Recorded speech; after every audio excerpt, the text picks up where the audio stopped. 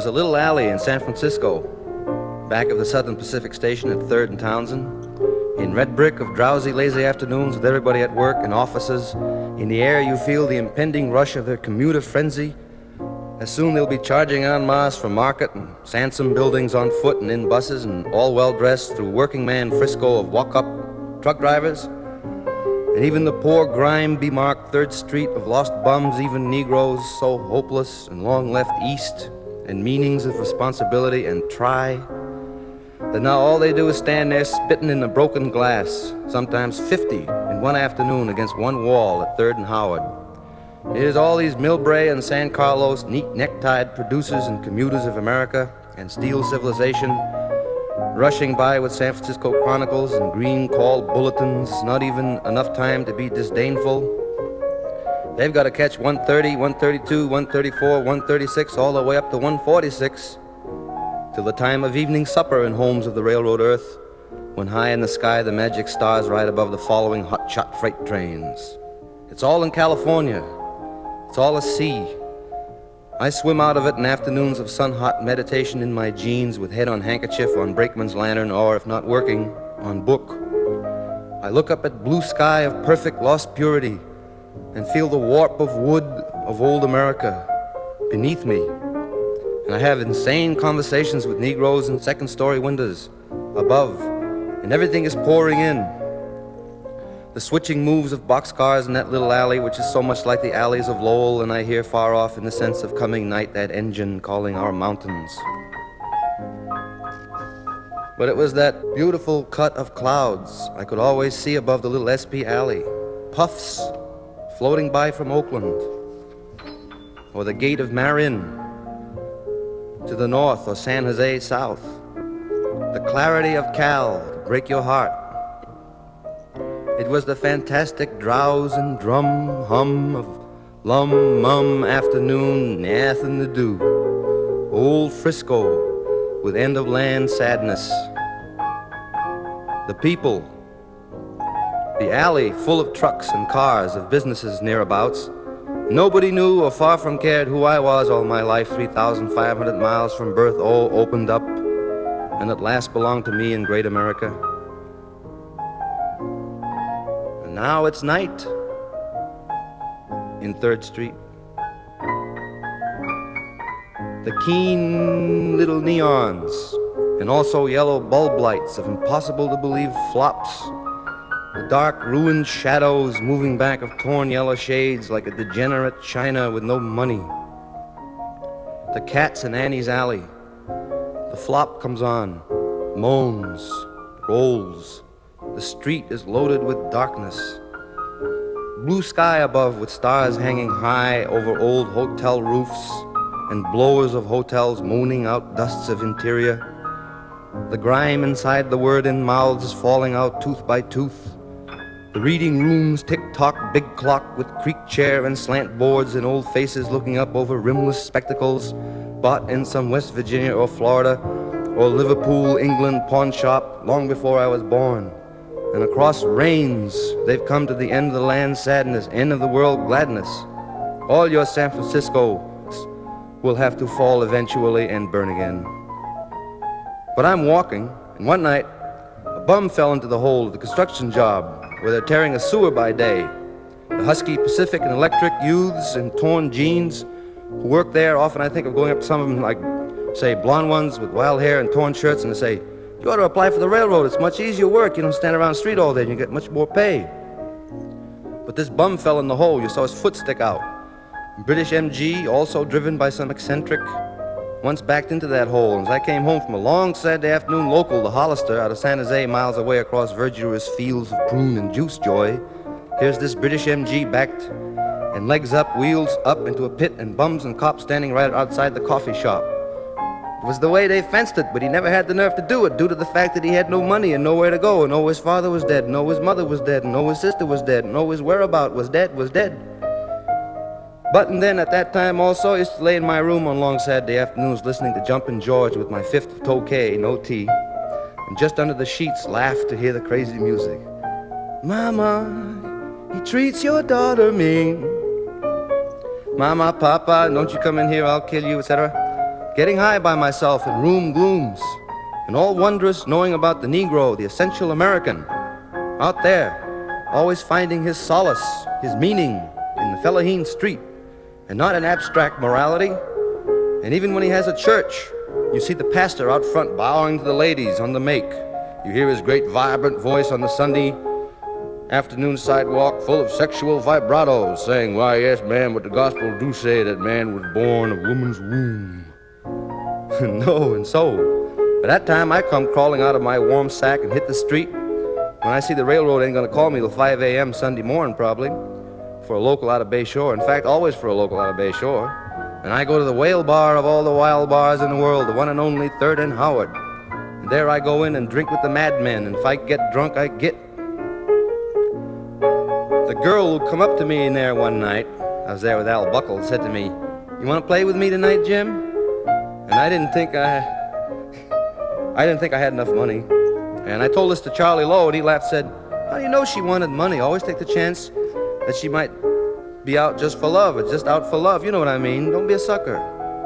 She was a good-looking doll, and she said, "How would you like to ulyuku with me, Mon?"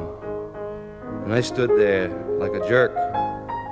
In fact, bought drink, got drink drunk that night, and in the 299 club, I was hit by the proprietor, the band breaking up the fight, before I had a chance to decide to hit him back, which I didn't want to do anyway. And out on the street, I tried to rush back in, but they had locked the door and were looking at me through the forbidden glass in the door with faces like undersea. I should have played with her shoo-doo-doo-doo-doo-doo-dookie.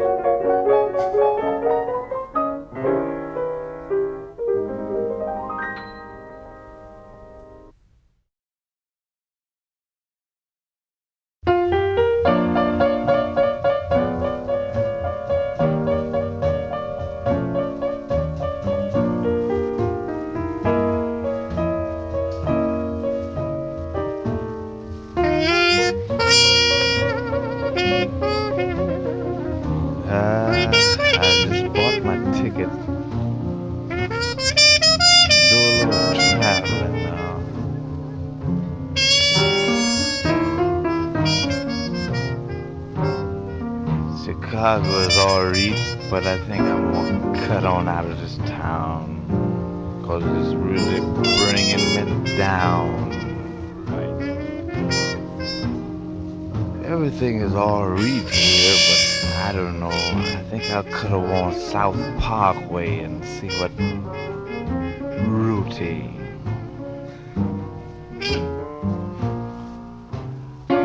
I guess I better take the bus on downtown and grab the train and cut out, since I have my ticket.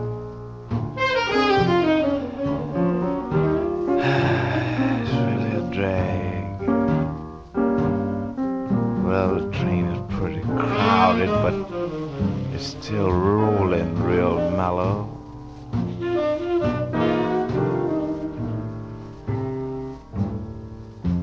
Next stop is Detroit. I think I'll get off there.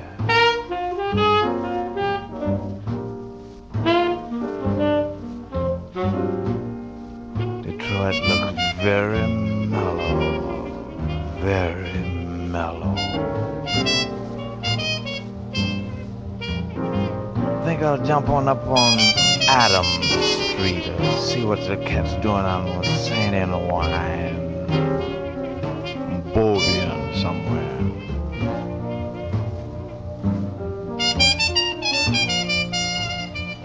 I believe I want to go to Cleveland. Yeah, I'm gonna cut on out to Cleveland now. Had the traveling blues.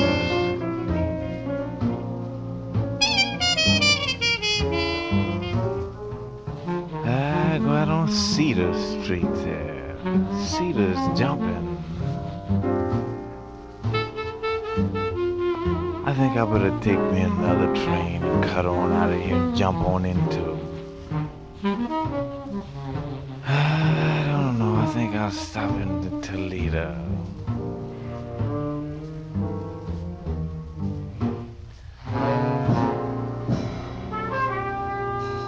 Everything is all right here. I think I'll stay here a while. Root.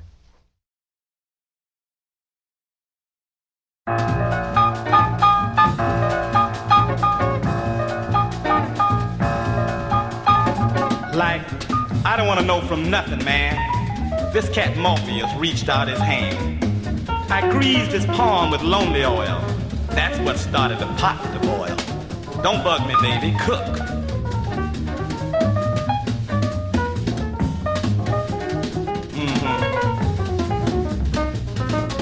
Like, you don't need to preach no sermons, Dad. I'm just a down and melancholy lad who walked the straight and narrow once, till life made me a natural dunce, crazy, blow. Talk to me, baby, talk to me. Dig. Man, I was gone on this gassy chick, but she used me, abused me, played me for a trick. Yeah, I slapped her down, pushed her around. She called the fuzz, and I split out of town. Like, wow.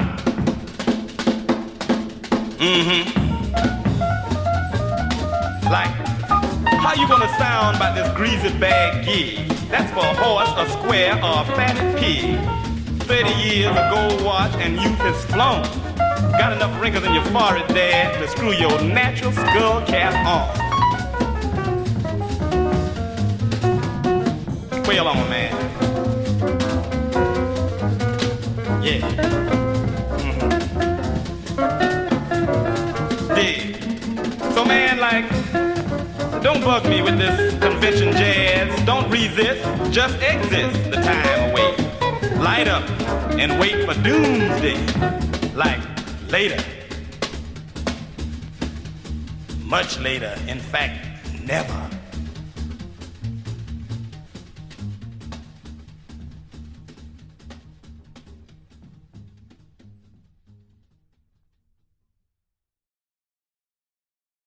Lesson 1. Basic, hip.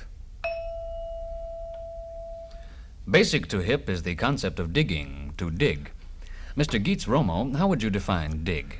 Well, you know, man, like when you dig something. Well, yes, but... Well, dig, baby. It's like, you know, when you dig some chick or some cat. You know, when you pick up on something, you dig it, you dig? To dig, then, would mean to like, to understand, or to appreciate. Dig, it's like... No, it's more like in music, you dig? You know what is a quarter tone? Like you get a note in there between C and C sharp, and that's its own sound, you know? I mean, you can't call it C because it isn't. That's like dig. Dig means dig. Like if you don't dig and you say dig, I dig where you're at. Like on the wrong cat, it's the wrong word. Dig? Ladies and gentlemen, now you begin to see one of our problems with the hip language. Each hip word or phrase carries with it an implication of the speaker's background and his involvement in hip society. In other words, the phrase I dig not only means I understand, but I am a special sort of person who understands in a very special way. Yeah, that is exactly what I said. In other words, I'm saying I am hip. Dig yourself, baby. You got a way to go.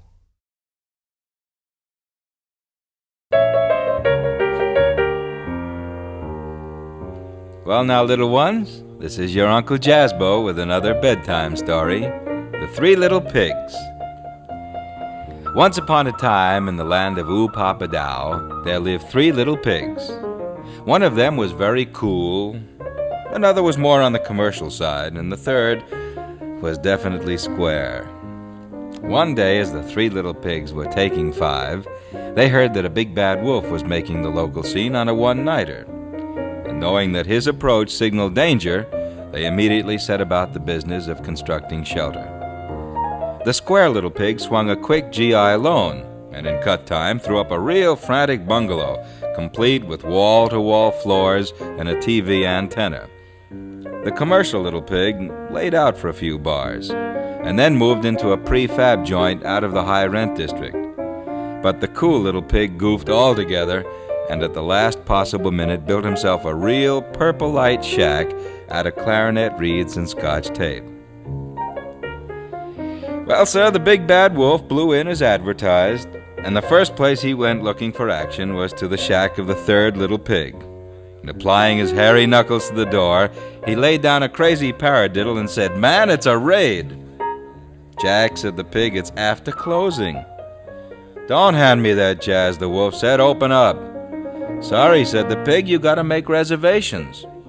"Charlie," said the wolf, "if you don't open that door, I'll huff and I'll puff and I'll blow your house down." Just tell me one thing, said the pig. What condition is your lip in?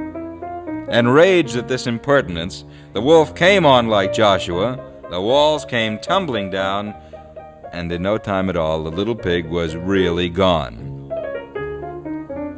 The following day, the wolf knocked at the door of the second little pig. Who calls like? Said the pig. Never mind, said the wolf. Open the portal and give me some skin, pig. Or give me some pigskin, as the case may be. Not by the hairs on my chinny chin chin, said the pig. Bless my soul, said the wolf, it's dizzy. No, it ain't, said the pig. Well, then it must be, Jazzbeaux, said the wolf. Wrong again, said the pig. Tell you what, said the wolf, I'll just peek through your keyhole. In a pig's eye you will, said the little pig, which angered the wolf so much that he forthwith blew the joint down and swallowed up the pig.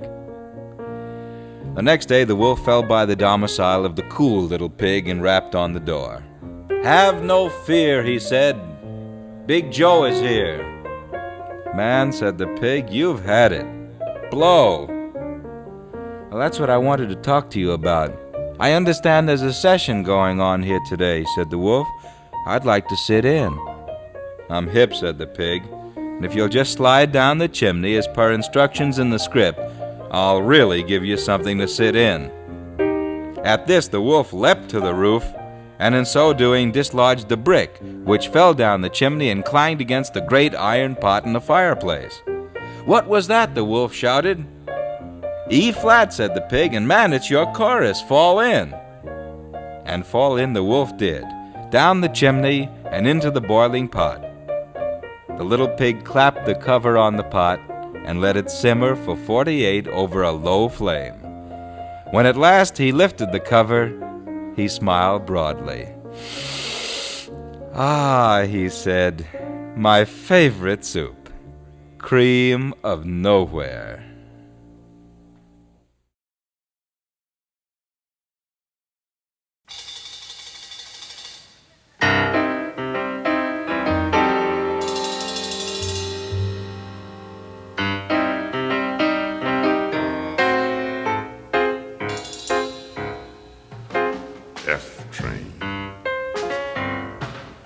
Absolutely stoned,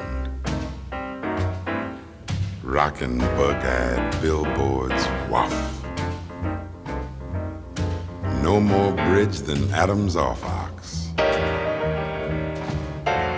pouring over it 16 2/3 mph sodium, vapor light, yellow light. Love you.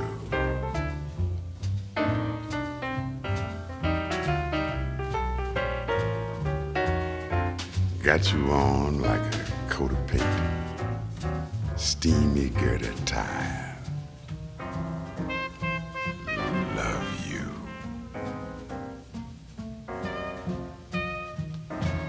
Cutting out blues, Tlaxcola left me like stoned on the F train. Whole week's load ready for that long stretch ahead. Prisoners jailed, shabam.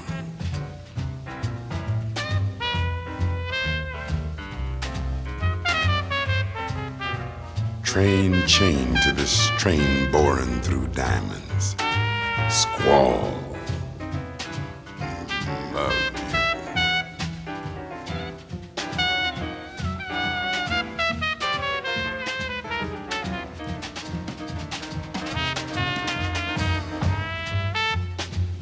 Barreling up Balcony Street, leaning from ladders, same angle of lean, different cars. Route of the Phoebe Snow. Love you.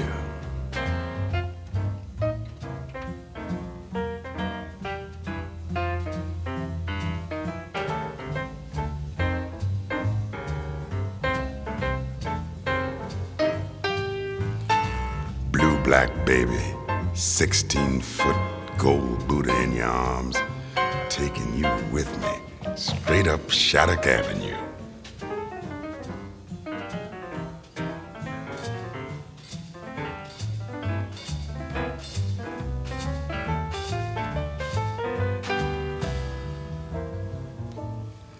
hay burning train, bull chariot with bliss bestowing hands. Love you.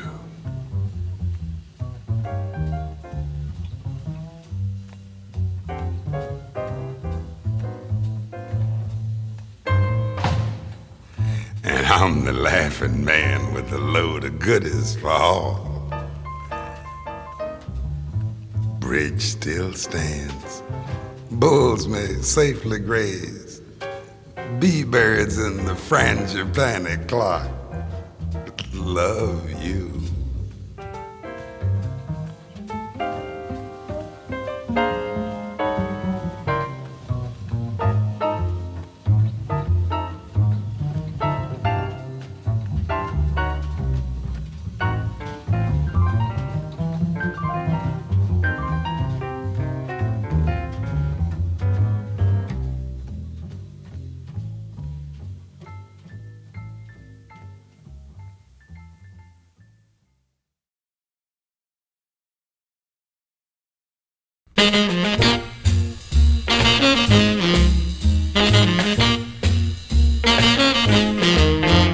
Some people like to rock, some people like to roll, but me, I like to sit around to satisfy my soul. I like my women short, I like my women tall, and that's about the only thing I really dig at all. Well, man, well. I belong to the B generation.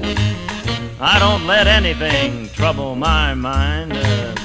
I belong to the B generation, and everything's going just fine. Weirdsville, yeah. Some people say I'm lazy and my life's a wreck, but that stuff doesn't faze me. I get unemployment checks.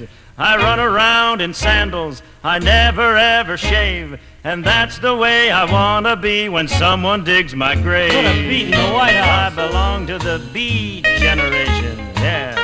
I don't let anything trouble my mind. Sneaky Pete, yeah. I belong to the B generation, and everything's going just fine. Back on the road. I once knew a man who worked from 9 to 5.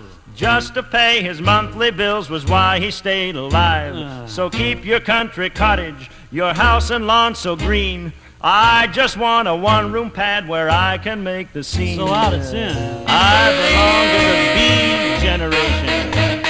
I don't let anything trouble my mind like that. I belong to the B generation, and everything's going just fine. Oh man, poetry and jazz there. I belong to the B generation. Yeah. I don't let anything that's my trouble story. my mind. Hey, Let's I split for the coffee belong house. to the B generation. Man, we've made this scene long enough. I belong to the B generation.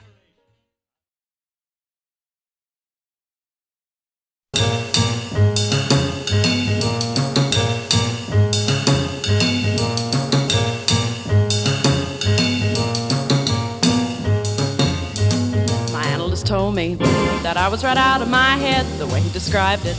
He said I'd be better dead than live. I didn't listen to his jive. I knew all along he was all wrong, and I knew that he thought I was crazy, but I'm not. Oh no.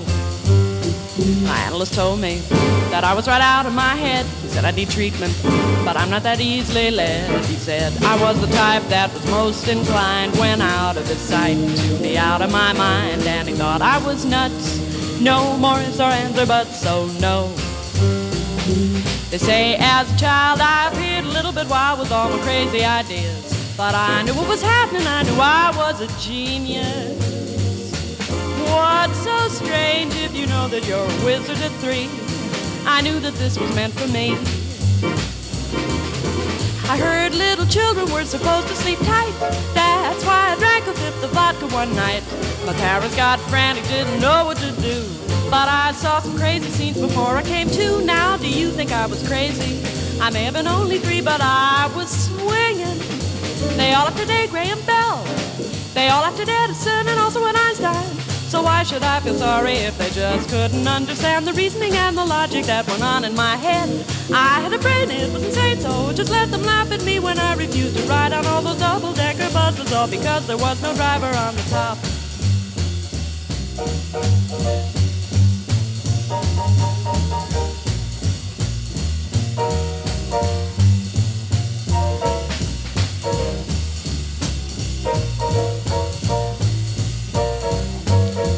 Told me that I was right out of my head the way he described it.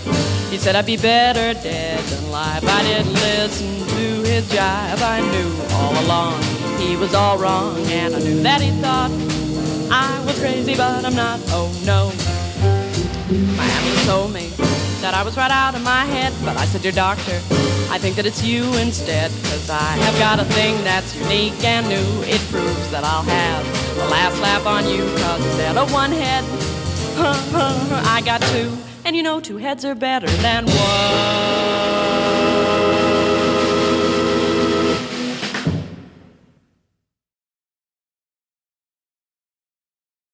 Hipsters, flipsters, and finger-popping daddies, knock me your lobes.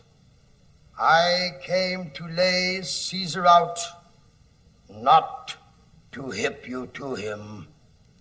The bad jazz that a cat blows wails long after he's cut out. The groovy is often stashed with their frames. So don't put Caesar down. The swinging Brutus hath laid a story on you that Caesar was hungry for power. If it were so, it was a sad drag, and sadly hath the Caesar cat answered it. Here, with a pass from Brutus and the other brass, for Brutus is a worthy stud, yea, so are they all worthy studs, though their stallions never sleep. I came to wail at Caesar's wake. He was my buddy, and he leveled with me. Yet Brutus digs that he has eyes for power, and Brutus is a solid cat. It is true he hath returned with many freaks in chains, brought them home to Rome. Yea, the looty was booty, and hipped the treasury well. Dost thou dig that this was Caesar's groove for the push? When the cats with the empty kicks hath copped out, yea, Caesar hath copped out too, and cried up a storm. To be a world grabber, a stiffer riff must be blown.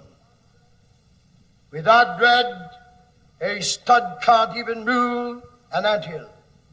Yet Brutus was swinging for the moon, and yea, Brutus is a worthy stud, and all you cats were gassed on the Lupercar when he came on like a king freak. 3 times I lay the kingly wig on him, and thrice did he put it down. Was this the move of a greedy hipster? Yet Brutus said he dug the lick, and yes, a hippocat has never blown. Some claim that Brutus's story was a gag, but I dug the story was solid. I came here to blow.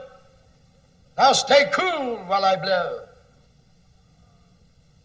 You all dug him once because you were hipped that he was solid.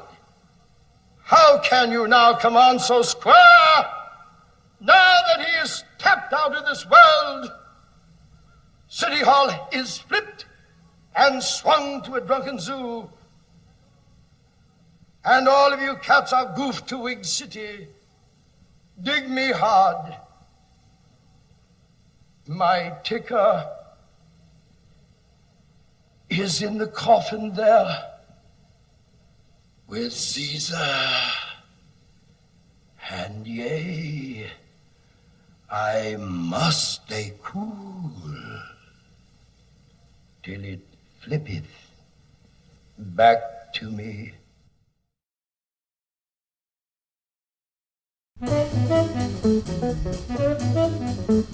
The dog trots freely in the street and sees reality, and the things he sees are bigger than himself, and the things he sees are his reality. Drunks in doorways, moons on trees. The dog trots freely through the street, and the things he sees are smaller than himself. Fish on newsprint, ants in holes, chickens in Chinatown windows, their heads a block away. The dog trots freely in the street, and the things he smells something like himself. The dog trots freely in the street past puddles and babies, cats and cigars, pool rooms and policemen. He doesn't hate cops, he merely has no use for them. And he goes past them, past the dead cows hung up whole in front of the San Francisco meat market. He would rather eat a tender cow than a tough policeman, though either might do.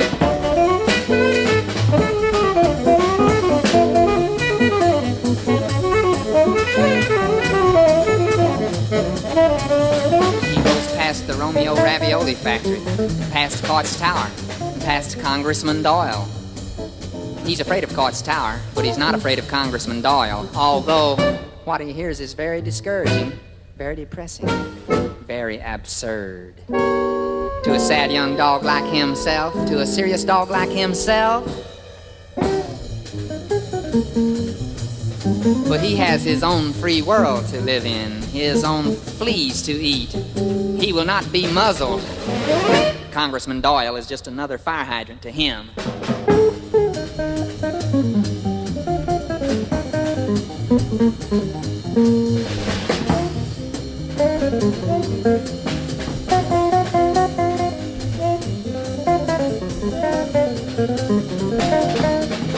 The dog trots freely in the street and has his own dog's life to live and to think about and to reflect upon, touching and tasting and testing everything, investigating everything without benefit of perjury. A real realist with a real tale to tell, and a real tale to tell it with. A real live, barking, democratic dog engaged in real free enterprise with something to say about ontology, something to say about reality, and how to see it, and how to hear it, with his head cocked sideways at street corners as if he is just about to have his picture taken for Victor Records.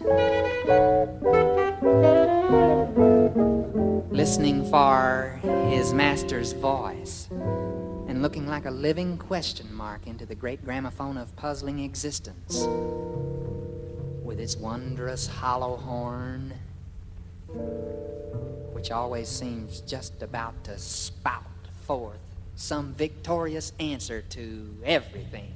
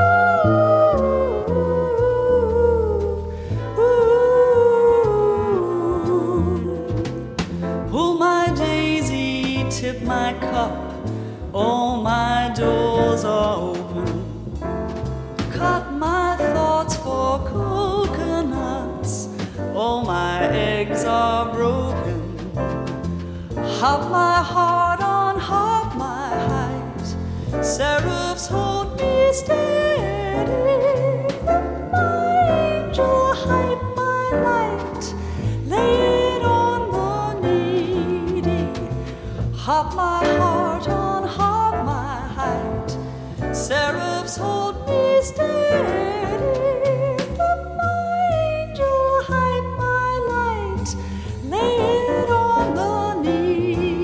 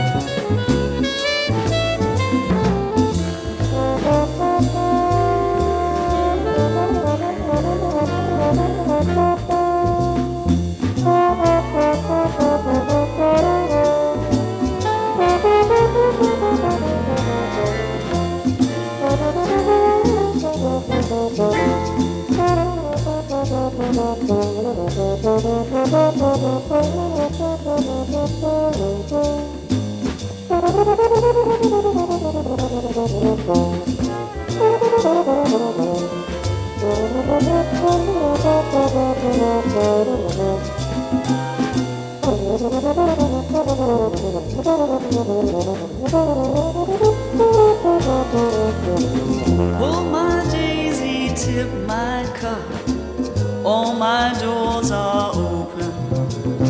Cut my thoughts for coconuts, all my eggs are broken. Hop my heart on, hop my height, seraphs hold me steady. My angel, hide my light, lay it on the needy. And I'll hop my heart on, hop my height, seraphs hold me steady. My angel, hide my light, lay it on the needy.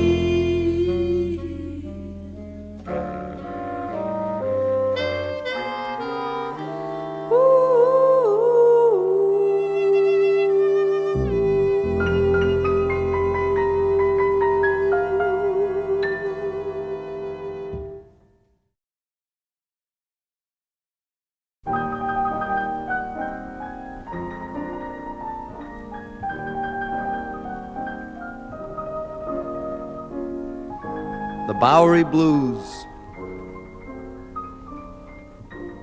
Cooper Union Cafeteria. Late cold March afternoon. The street, 3rd Avenue, is cobbled, cold, desolate with trolley tracks. Some guy on the corner is waving his hand down, knowing somebody emphatically. And out of sight behind a black and white pillar, cold clowns in the moment horror of the world.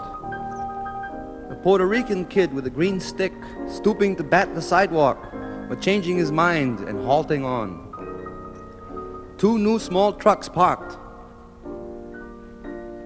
The withery gray rose stone building across the street with its rhyme heights in the quiet winter sky. Inside are quiet workers by neon and tablatures, practicing fanning lessons with the murderous Marbeau.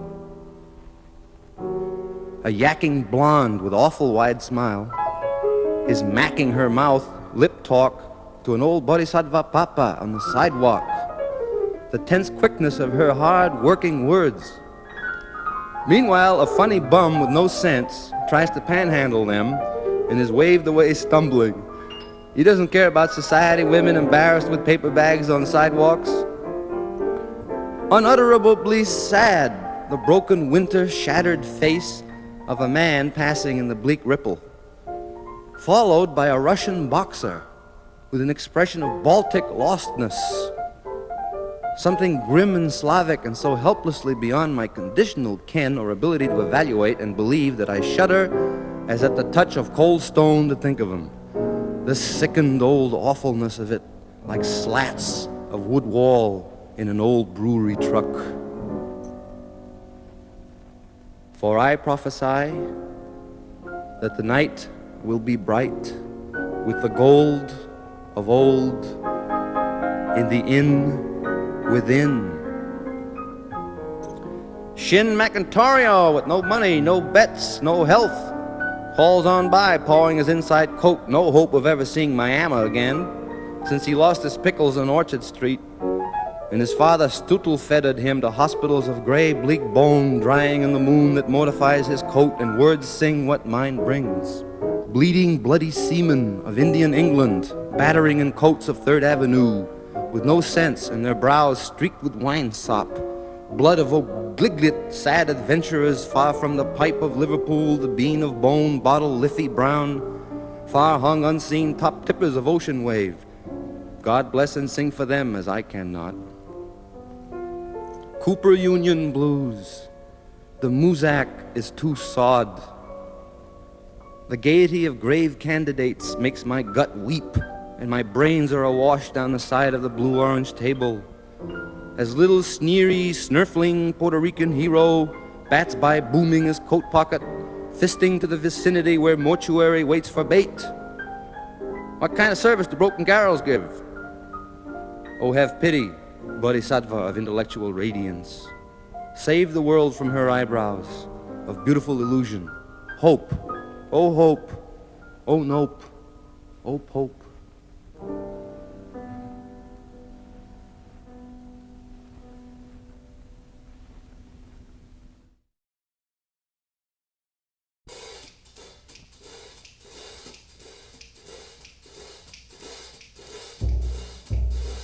Want you to know that I love my baby, and my baby loves me.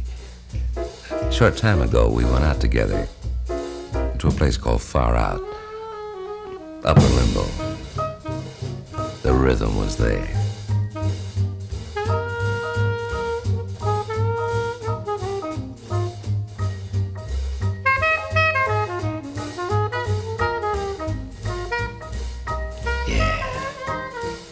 Something special was in the air. I reached over and held my baby's hand. She gave me a little squeeze. I knew we were in the same key. Everything was beginning to swing in a quiet, cool, warm way. My baby didn't say anything. Just looked at me with that special look my baby has. I looked back with that special look I get when my baby looks at me with that special look she gets. I couldn't help myself. It was love for sure. I picked my baby up, danced over to the stage, and I told the leader, this is my baby. He just said, crazy. My baby gave him a special look, like she does. He could see my baby had eyes to swing. So he adjusted the mic and simply said in his complicated way, of chorus. And my baby's shy, so I gave it the first try.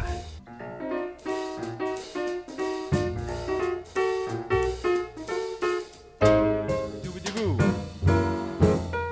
Doobity-boo. One baby, bum baby.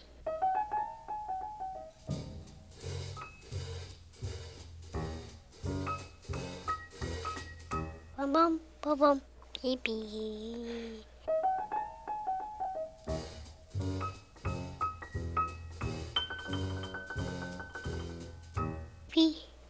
Baby, baby, bo baby.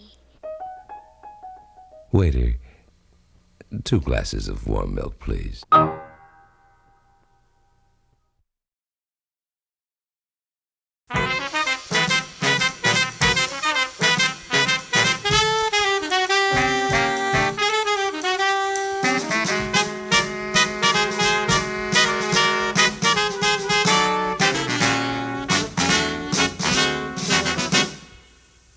The murder of 2 men by a young kid wearing lemon-colored gloves. Wait.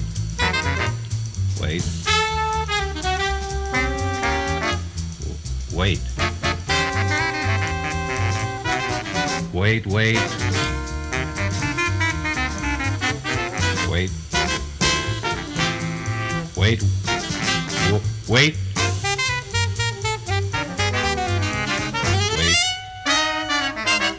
Wait. Wait. Wait.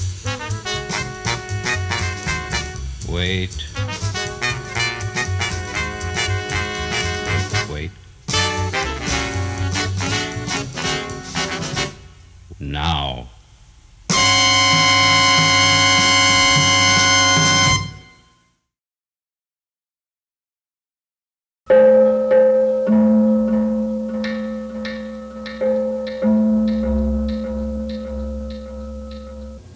Tonight, I'm going to give you a history of jazz. And I got playing around me right now the orchestra of the world. It's got everybody. It's got Louis. It's got Dizzy. It's got Bud Freeman. It got Baby Dodd. It got Liberace. It got just about everyone. I mean, when these guys blow, they're thinking weird things. I mean, sometimes they blow and, man, you think it's a foghorn or something crazy like that. Because they're thinking, when they're playing soft, they're thinking about when they're going to play loud. Conversely, when they're playing loud, they're thinking about how it sounds when they play soft. So you listen quiet-like. And I'm gonna listen quiet-like. And we're gonna learn all about the history of jazz. It all started one day with two brothers, Baby and Johnny Dodds. Down there in southern Kentucky, someplace like that, they run into a boy named Benny Goodman. It's Louie and Dizzy, Baby and Johnny, and Benny Goodman, and Rosemary Clooney. They started to send telegram back and forth. I don't know what happened, but they got together, and all of a sudden it was all happening at once.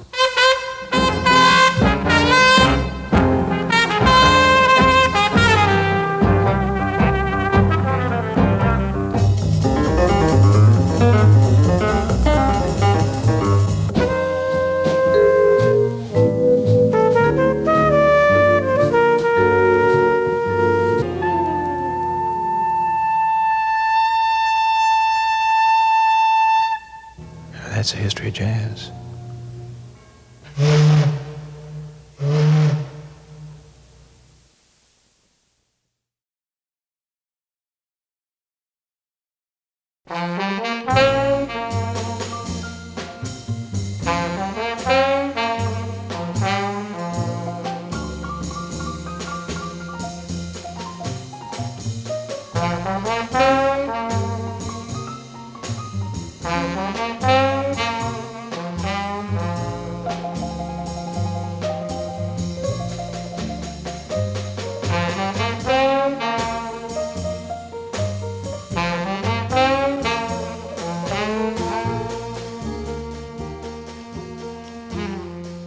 Suns are setting.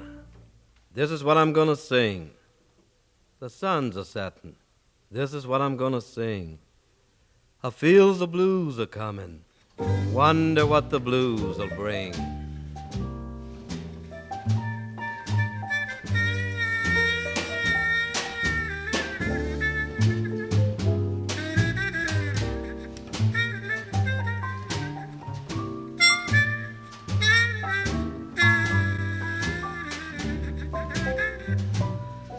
I got those sad old weary blues.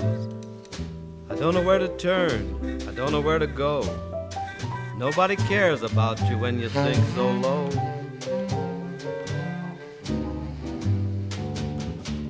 What shall I do? What shall I say? Shall I take a gun and put myself away?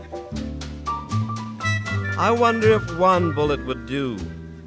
As hard as my head is, it would probably take two. But I ain't got neither bullet nor gun, and I'm too blue to look for one.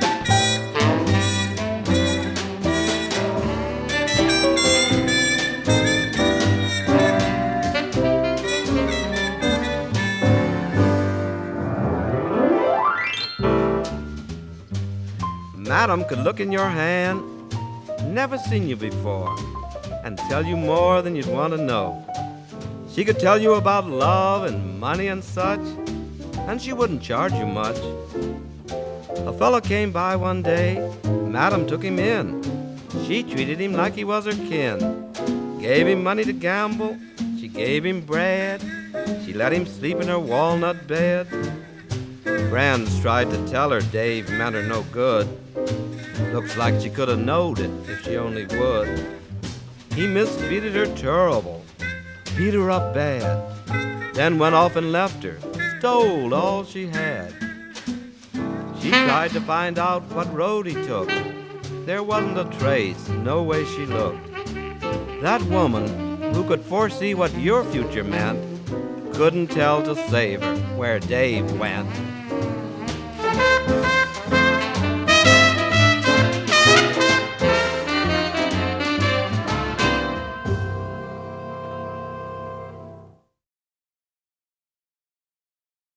Poetry and jazz. Psychopathia, Sexualis. I'm in love with a horse that comes from Dallas. Poor neurotica me. When my family found out, they raised the roof, 'cause I bought a ring to fit her hoof. Poor brain, the size of a pea. She looked so nice against the rail, with her pretty long legs and her ponytail. I guess against convention I'll never win. I'll probably end up in the loony bin, but in my heart I'll always be free. The head shrinker said my societal concept had been warped by an Oedipus Rex, which caused me to hate the opposite sex. But what he doesn't know is that my second wife was a 10-pound goose named Tex. I'm paranoid and sublimated, in love with a horse that ain't been spaded.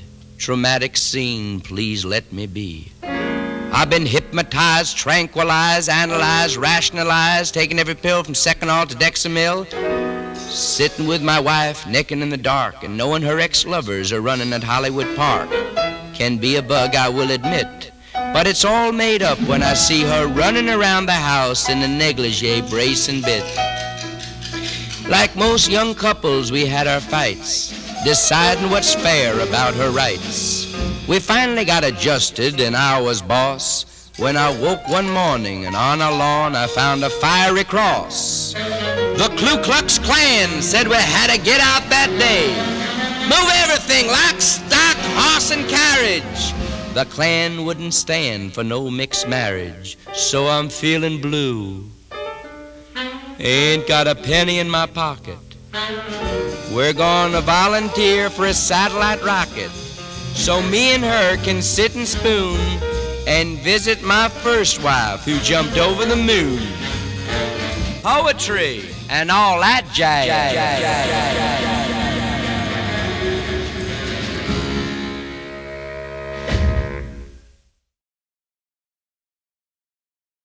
There's a poem called the Sunflower Sutra. The Sutra, as you may or may not know, is a form of Buddhist discourse like the Platonic dialogues. Is that right?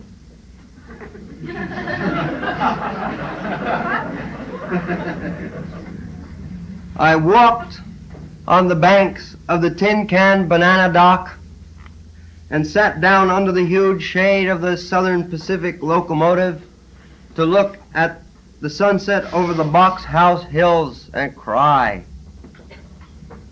Jack Kerouac sat beside me on a busted, rusty iron pole, companion.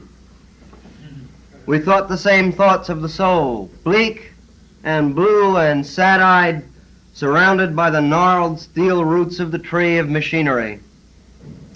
The oily water in the river mirrored the red sky. Sun sank on top of fine old Frisco peaks. No fish in that stream. No hermit in those mounts. Just ourselves, roomy-eyed and hung over like old bums on the riverbank, tired and wily. Look at the sunflower, he said. There was a dead gray shadow against the sky, big as a man, sitting dry on top of a pile of ancient sawdust. I rushed up and chanted. It was my first sunflower. Memories of Blake, my visions, Harlem. And hells of the eastern rivers, bridges clanking Joe's greasy sandwiches, dead baby carriages, black treadless tires forgotten and unretreaded, the poem of the riverbank, condoms and pots, steel knives, nothing stainless, only the dank muck and the razor-sharp artifacts passing into the past, and the gray sunflower poised against the sunset, crackly, bleak, and dusty with the smut and smog and smoke of olden locomotives in its eye. Corolla of bleary spikes pushed down and broken like a battered crown, seeds falling out of its face, soon to be toothless mouth of sunny air, sun rays obliterated on its hairy head like a dried wire spider web, leaves stuck out of the arms, out of the stem, gestures from the sawdust root, broke pieces of plaster falling out of the black twigs, a dead fly in its ear. Unholy, battered old thing, you were my sunflower, oh my soul, I loved you then. That grime was no man's grime, but death and human locomotives. All that dress of dust, that veil of darkened railroad skin, that smog of cheek, that eyelid of black misery, that sooty hand or phallus or protuberance of artificial worse than dirt, industrial, modern, all that civilization spotting your crazy golden crown, and those blear thoughts of death, and dusty, loveless eyes and ends, and withered roots below, in a home pile of sand and sawdust, rubber dollar bills, skin of machinery, the guts and innards of the weeping, coughing car, the empty, lonely tin cans with their rusty tongues, alack, what more could I name? The smoked ashes of some cock cigar, the cunts of wheelbarrows and the milky breasts of cars, the worn-out asses out of chairs and sphincters of dynamos, all these entangled in your mummied roots, and you there, standing before me in the sunset, all your glory in your form, a perfect beauty of a sunflower, a perfect, excellent, lovely sunflower existence, a sweet natural eye to the new hip moon, woke up alive and excited, grasping in the black light, shadow, golden, sunrise, sunset, monthly breeze. How many flies buzzed round you, innocent of your grime, while you cursed the heavens of the railroad and your flower soul? Poor dead flower, when did you forget that you were a flower? When did you look at your skin and decide you were an impotent, dirty old locomotive? The ghost of a locomotive, the specter and shade of a once powerful, mad American locomotive.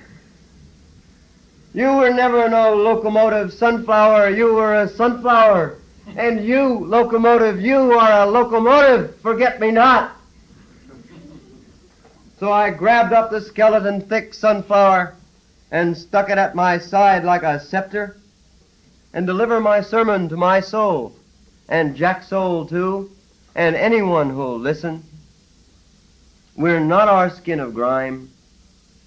We're not our dread, bleak, dusty, imageless locomotive. We're all beautiful golden sunflowers inside.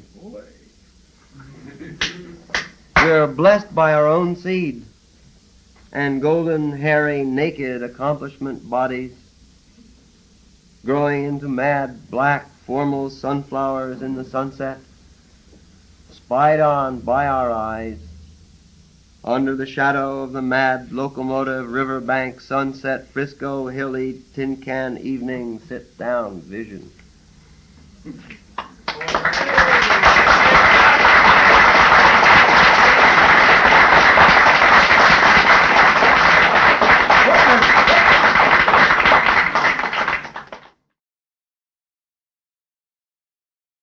Drove all night, came at dawn to a warm, misty place, barking dogs and the sound of running water. Thomas and Charlie, I said. What? That's the name of this town. Sea level. We climbed straight up from here 10,000 feet. I took a fix and went to sleep in the back seat. She was a good driver, you can tell as soon as someone touches the wheel. Mexico City, where Lupita sits like an Aztec earth goddess, doling out her little papers of lousy shit. Selling is more of a habit than using, Lupita says. Non-using pushers have a contact habit, and that's one you can't kick. Agents get it, too. Take Bradley, the buyer, best narcotics agent in the industry. Anyone would make him for junk. I mean, you can walk up to a pusher and score direct. He is so anonymous, gray, and spectral, the pusher don't remember him afterwards. So he twists one after the other. Well, the buyer comes to look more and more like a junkie. He can't drink. He can't get it up. His teeth fall out. He's all the time sucking on a candy bar. Baby Ruth's he digs special. It really disgusts you to see the bar sucking on them candy bars so nasty, a cop says. The bar takes on an ominous gray-green color. Fact is, his body is making its own junk or equivalent. The buyer has a steady connection. A man within, you might say, or so he thinks. I'll just sit in my room, he says. Fuck 'em all. Squares on both sides. I am the only complete man in the industry. But the end comes on him like the great black wind through the bones. So the buyer hunts up a young junkie and gives him a paper to make it. Oh, all right, the boy says. So what you want to make? I just want to rub up against you and get fixed. Ugh, well, all right, but why can't you just get physical like a human? Later, the boy is sitting in a Waldorf with two colleagues dunking pound cake. Most distasteful thing I ever stand still for, he says. Some way, he make himself all soft like a blob of jelly and surround me so nasty. Then he gets wet all over like with green slime, so I guess he come to some kind of awful climax. I come there wigging with that green stuff all over me, and he stink like an old rotten cantaloupe. Well, still an easy score. The boy sighed resignedly. Yes, I guess you can get used to anything. I gotta meet with him again tomorrow. Well, the buyer's habit keeps getting heavier. He needs a recharge every half hour. Sometimes he cruises the precincts and bribes the turnkey to let him in with a cell of junkies. Gets where no amount of contact will fix him. At this point, he receives a summons from the district supervisor. Bradley, your conduct has given rise to rumors, and I hope for your sake that they are no more than that. So unspeakably distasteful that, Caesar's wife, that is the department, must be above suspicion. Certainly above such suspicions as you have seemingly aroused. You are lowering the entire tone of the industry. We are prepared to accept your immediate resignation. The buyer throws himself on the ground and crawls over to the DS. No, boss man, no. The department is my very lifeline. He kisses the district supervisor's hand, thrusting his fingers into his mouth. The DS must feel his toothless gums, complaining he has lost his teeth in a turbot. Please, boss man, I'll wipe your ass. I'll wash out your dirty condoms. I'll polish your shoes with the oil on my nose. Really, this is most distasteful. Have you no pride? I must tell you I feel a distinct revulsion. There is something, rotten about you. You smell like a compost heap. He put a scented handkerchief in front of his face. I must ask you to leave this office at once. I'll do anything, boss. Anything. His ravaged green face splits in a horrible smile. I'm still young, boss, and I'm pretty strong when I get my blood up. The DS reaches into his handkerchief and points to the door with a limp hand. The buyer stands up, looking at the DS dreamily. His body begins to dip like a dowser's wand. He flows forward. "No, no!" screams the DS. Slup, slup, slup. An hour later, they find the buyer on the knot in the DS's chair. The DS has disappeared without a trace. The judge. Everything indicates that you have, in some unspeakable manner, simulated the district supervisor. Unfortunately, there is no proof. I would recommend that you be confined, or more accurately contained, in some institution, but I know of no place suitable for a man of your caliber. I must reluctantly order your release. That one should stand in an aquarium, says the arresting officer. The buyer spreads terror throughout the industry. Junkies and agents disappear. Like a vampire bat, he gives off a narcotic effluvium, a dank green mist that anesthetizes his victims and renders them helpless in his enveloping presence. And once he is scored, he holds up for several days like a gorged bull constrictor. Finally, he's caught in the act of digesting the narcotics commissioner and destroyed with a flamethrower. The court of inquiry ruling that such means were justified in that the buyer had lost his human citizenship and was, in consequence, a creature without species and a menace to the narcotics industry on all levels.